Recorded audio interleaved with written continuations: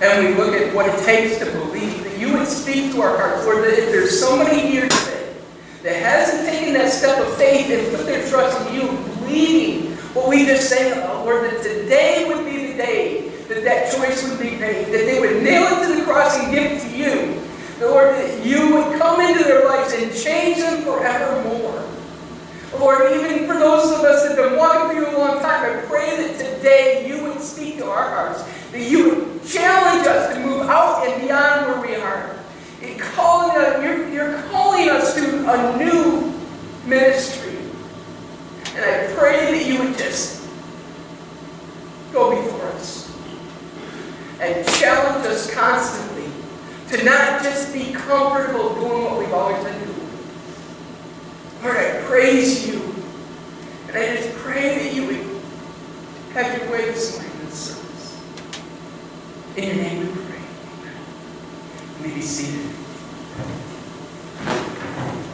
I don't know about you, but as we were singing that song, I just all of a sudden got goosebumps.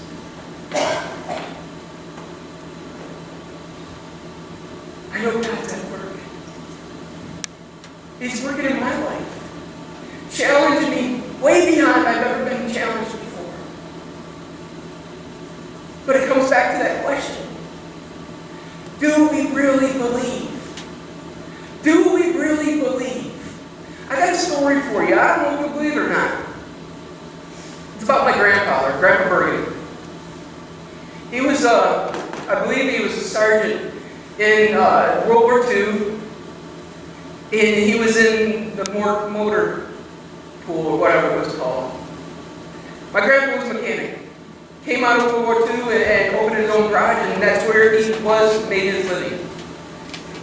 During the war, he was doing that.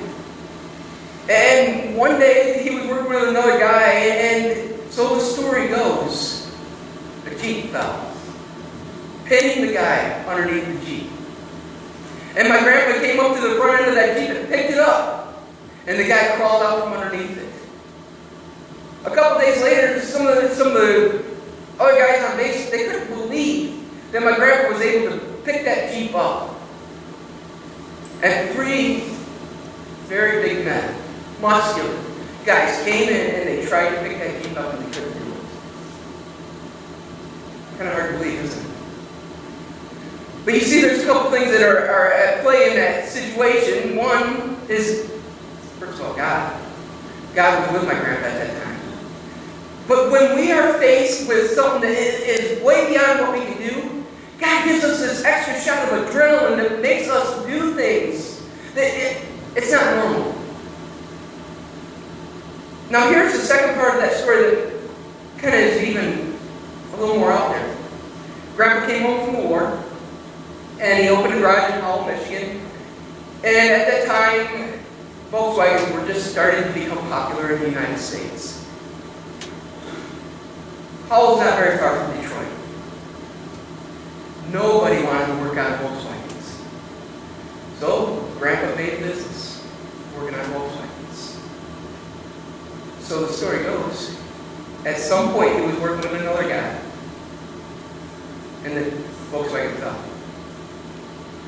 Grandpa picked the Volkswagen up, and the guy crawled out from underneath it. So Joel and Aaron, when I got after you a couple of months ago about not blocking the truck or the car and working the way you were working, there's something behind that. First of all, I love you guys, and I don't want to ever see some car fall on you. But second of all, it's plain stupid, and you're smarter than that. That's just a side point. But it's a story that's kind of hard to believe, isn't it? My grandpa was not a big man. He was shorter in stature than me. He's a lot smaller than I am. And you look at him and you think he's not, got that kind of strength. And yet, twice, he lifted a vehicle off of somebody. I know, I believe it. Because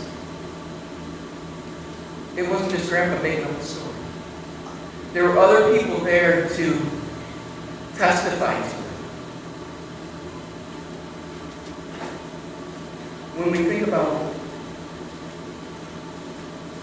what we are asked to believe in Scripture. It's kind of unbelievable, isn't it? I mean, even just that song we were singing, we believe in God the Father, in Jesus Christ, the Holy Spirit. Okay? Those are that's easier to understand, right? Then it goes on. He's given us new life. We believe in the crucifixion. That one's easy because it's documented.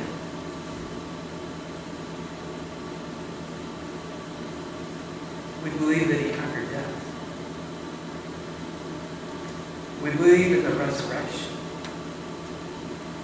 Now we're getting into a story that's a little bit harder to believe.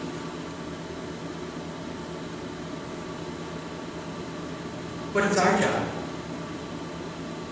We've got the Bible.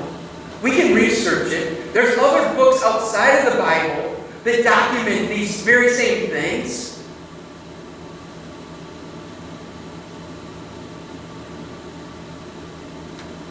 But do we believe? That's the question that we need to answer today.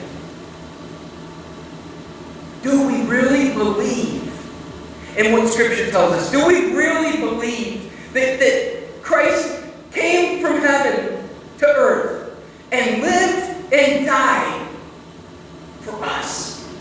But he didn't stay dead. He rose again. He beat the grave. He conquered it. And then he's coming back again. Do we really believe that? Well, let's look at some Scripture this morning. If you have your Bibles, turn with me to John chapter 20. We're going to be looking at verses 24 through 29. If you stand with me as we read God's Word.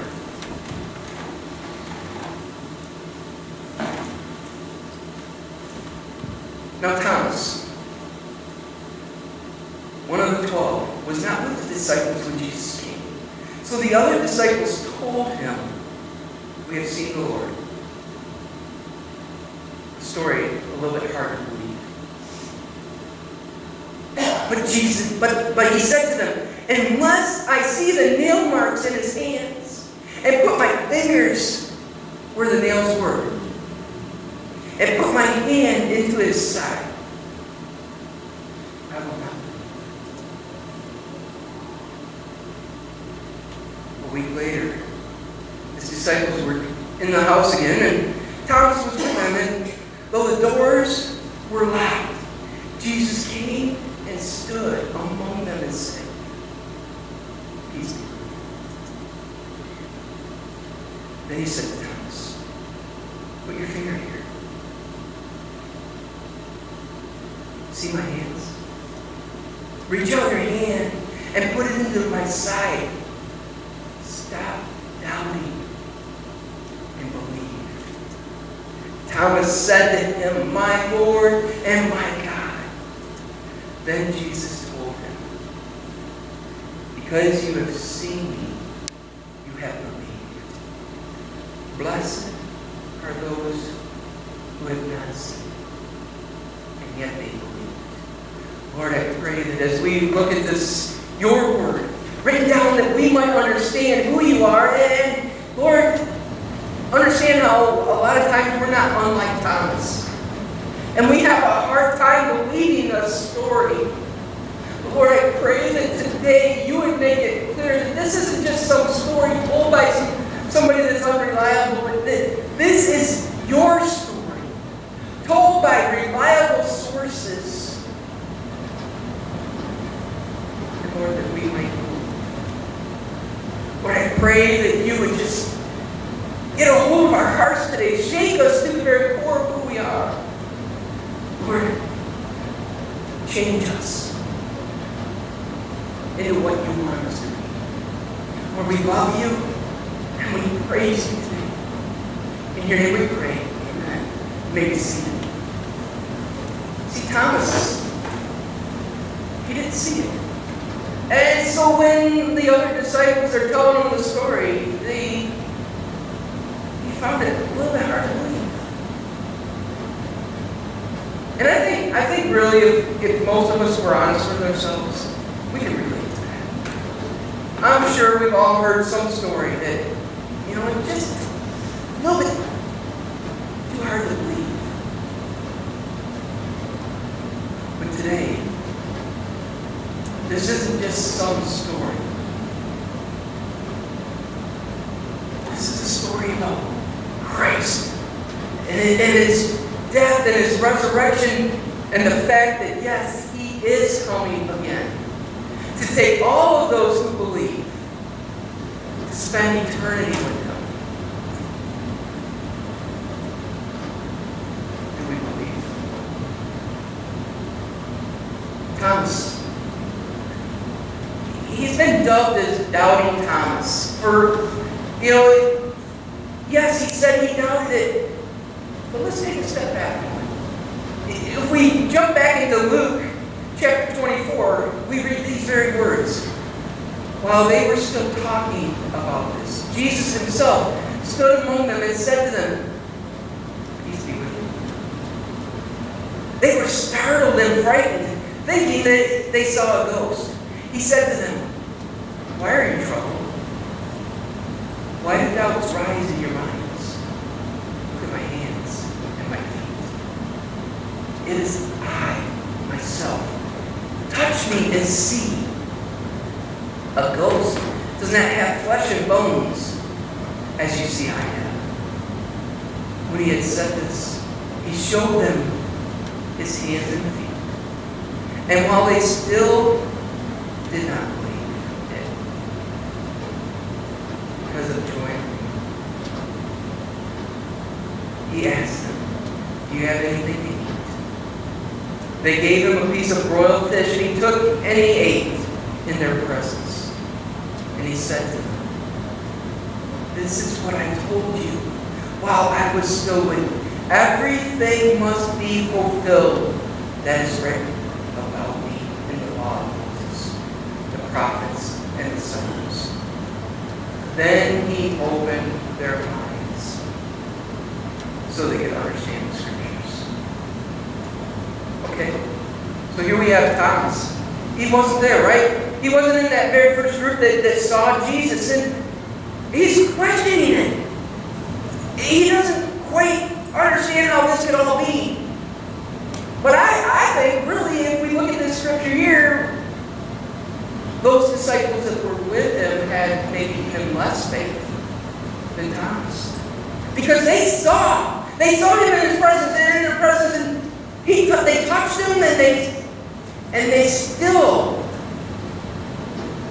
didn't believe until Jesus opened their eyes.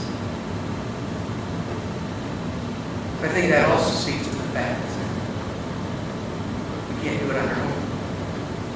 It's not until Christ performed that next step of opening their eyes that they saw who He really was, and that they then understood what Scripture said. There's a lot of people that pick up the Bible and they read it and they think, "Oh, that's a good book." And there's a lot of stories in this good book that make for great reading. There's a lot of action stories and romance and scandal. But it's not until Christ opens our eyes that we can really understand what God is saying through His Word. We're not unlike the disciples. But getting back to Thomas, okay, here he is. He says, "But unless I see with my own eyes, I can't believe what you're telling me." Was Thomas really any different than the other disciples? They saw it and still had a hard time.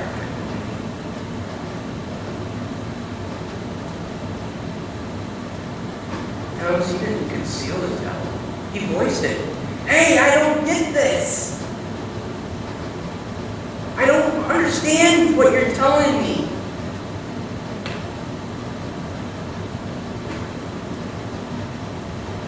It brings it to us now. There's a lot of things we don't understand about what God is doing.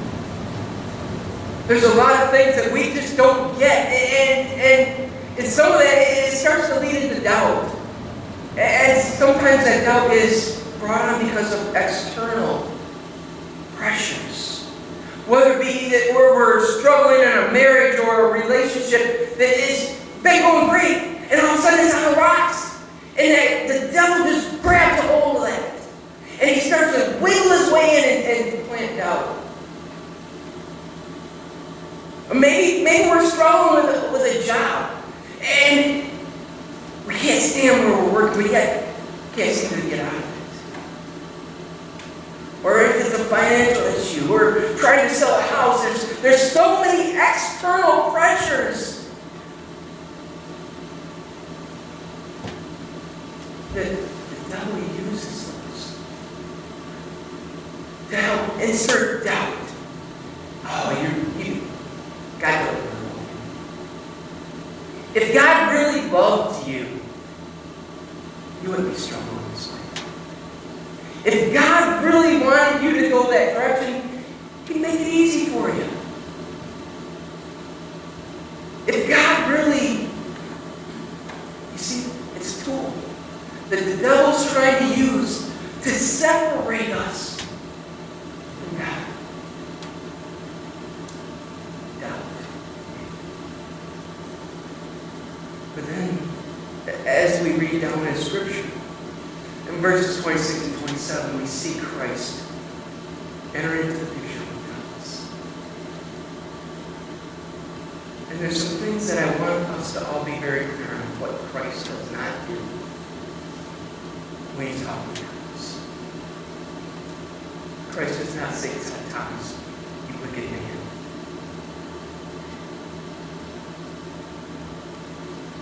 Thomas, you're a disciple. You've been with me all this time. Why in the world do you not believe? Christ doesn't do that. He doesn't make that disciple feel like he's done something wrong.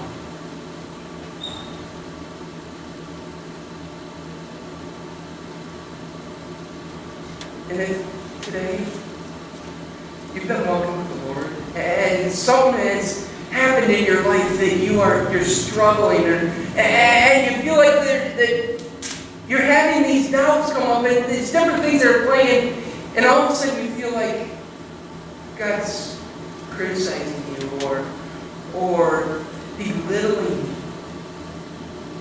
It's not Him. It's the devil trying to further that work of that separation. Instead, this is what we see Christ do. He says to Thomas, "Reach here. Stick your hand in my side. Don't be filled with doubt, but instead be filled with faith." Christ isn't saying, "You stupid idiot. Have I not walked with you and taught you this and showed you this?" But instead, this picture we see of Christ is, in my mind at least, is almost of Christ coming to Thomas and embracing him and just loving him and saying, "I understand. You don't quite get it. But here, touch me, feel me, experience who I am for yourself."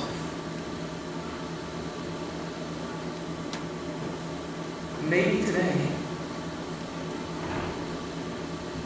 we're walking with the Lord, and things are going good, but we've got this friend outside of the church that they feel like, because they don't really know who Christ is, that they don't have this opportunity, because they hear this story of Christ dying on the cross and being in the grave for 3 days, and then on the third day He rises again, and He is now sitting at the right hand of God the Father. They just don't get it. Could it be that God is asking us at this point to share Christ's love with them? To say, "Here, see, this is what the Bible says. This is what it means to walk with the Lord."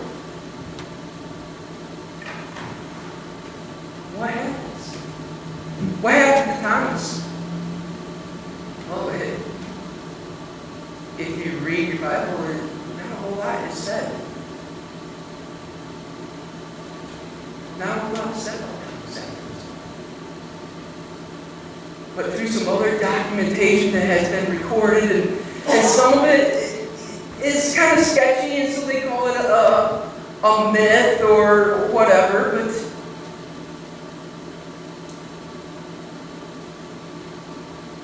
in verse 28 and 29 it says, Thomas said to him, "My Lord, my God, my Lord, my God."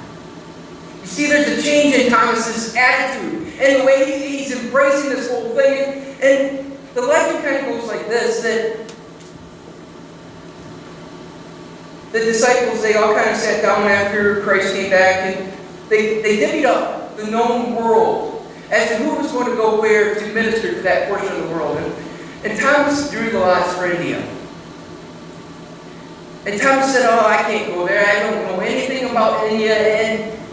And so at that point, Thomas just went on with his trade, which from what the legend says is a carpenter, building stuff. And one day, the king of India was in the region where Thomas was working, and was speaking with Thomas's employer, and said that he was in need of a carpenter.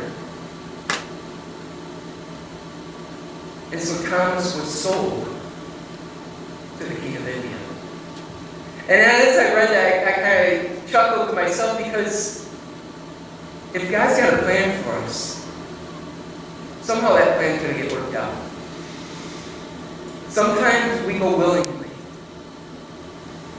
And sometimes it takes some outside force to bring us down to the point of saying yes. Thomas, so the legend goes, packed up and moved. And he's hired by the king to build this big, super expensive, elaborate palace. And so Thomas, he kept going back to the king saying, "I need more money, I need more money, I need more money." And finally, the king, he's getting fed up with this, right? And he wants to see what is happening. And so he questions Thomas, "You've come back to me year after year after year saying you need more money to build this palace. Where is it?" And Thomas said to the king, "You'll see it in heaven."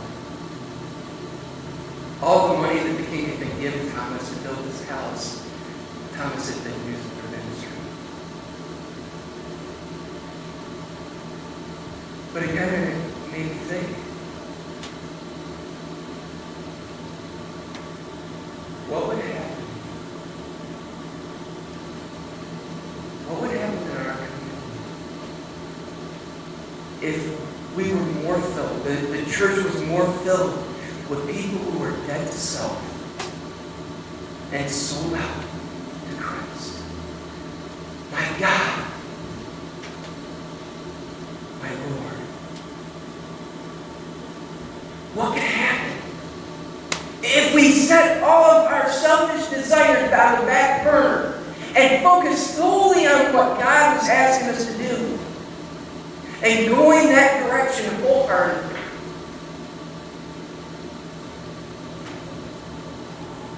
Because once we know Christ,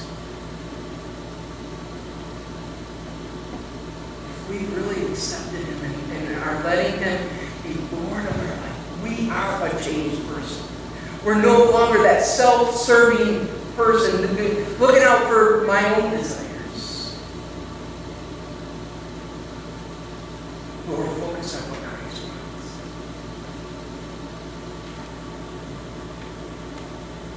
The way that we interact with people should reveal who we are in Christ. When we're at the grocery store and whatever it is we're buying brings up for twice the price,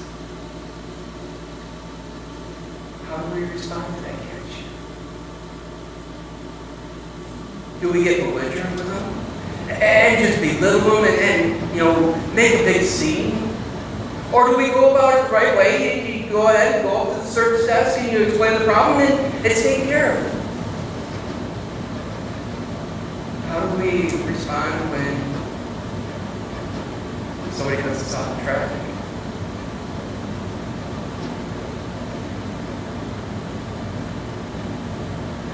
Do we start yelling at them? Using all sorts of hand gestures that really don't correspond to saying we are in Christ.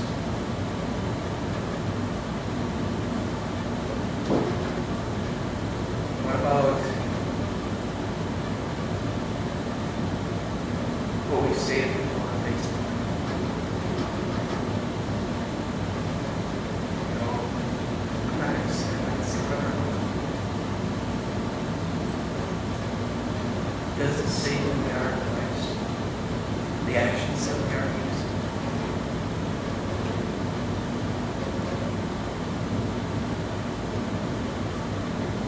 What do we do with doubts?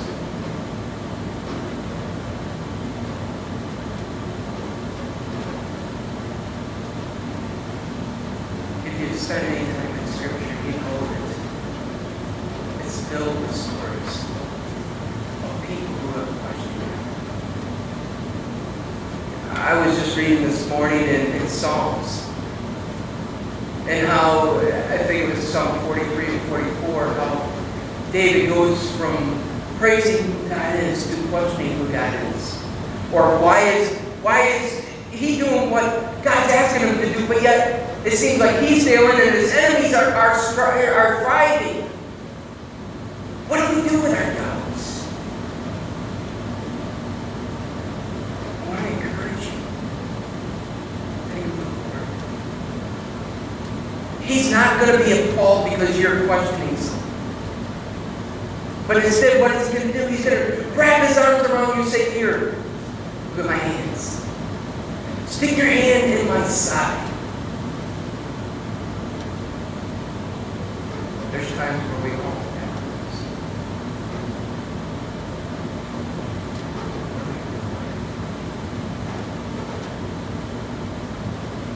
So it comes back to that question.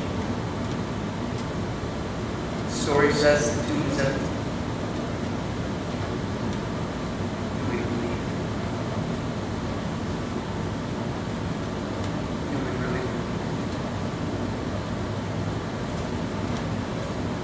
You know the story about my brother lifting that car and that Jeep. I heard him tell that story a couple times. But not once did I hear him tell that story is, yeah, look at me. I picked that Jeep. Or I picked that Volkswagen. But every time I heard him tell that story, he was giving glory to the Lord. Praising the Lord for the strength and the ability that He gave him at that point of need to do the task at hand. This morning we sung that song, Lord, I Need You. And if you've walked with the Lord a long time, you know the truth of that. There's nothing that we can do on our own. We need Him. But it boils down to the answer to that question. Do we believe? This morning, as we prepare to close, we're going to stand, we're going to sing that song again, We Believe. And as we're singing, if God has been talking to you this morning, if He's put His finger on something in your life that isn't lining up with what He has desired for you, I want to encourage you that altars are open. And I want you to know you're surrounded by a family that loves you and would love to pray with you as you take that step of really believing, trusting that God is who He says He is. Lord, this morning as we sing this song, I pray that it would be more than just a song that we're singing because, that's what Pastor said to do, but Lord, that it would be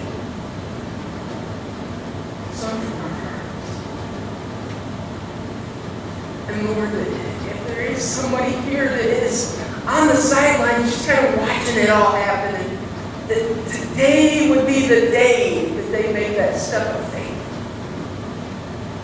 Lord, I pray that you would just meet us at that point of need, giving us the strength we need